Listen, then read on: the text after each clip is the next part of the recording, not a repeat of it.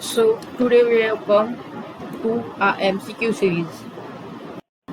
Today I will give 5 MCQ from each topic which I have learned. So our today's topic is federalism. I will give 5 MCQ on federalism.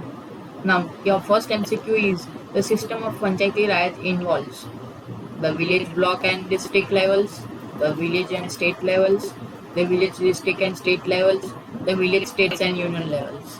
And the answer is same. The village, block and district levels. I will show you.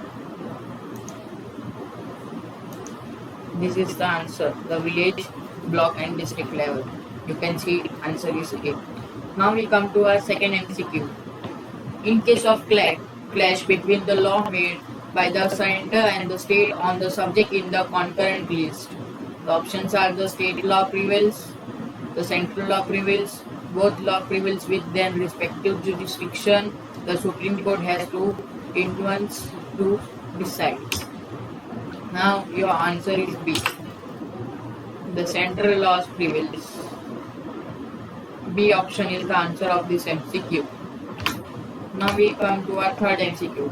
Which of the following subject is not included in the state list?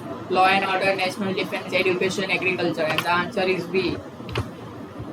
National defense, because it's a whole country defense.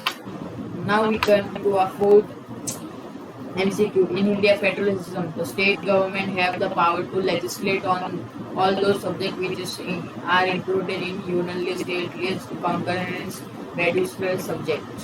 The answer is B, state list, because it's governing on the state. The Constitution of India divides power between central and state in 3 lists, divides power between the central and state in 2 lists, listed the power of state and left the undefined power to the state, specified to 4 years of the state and left the residuary powers with center. The answer is A.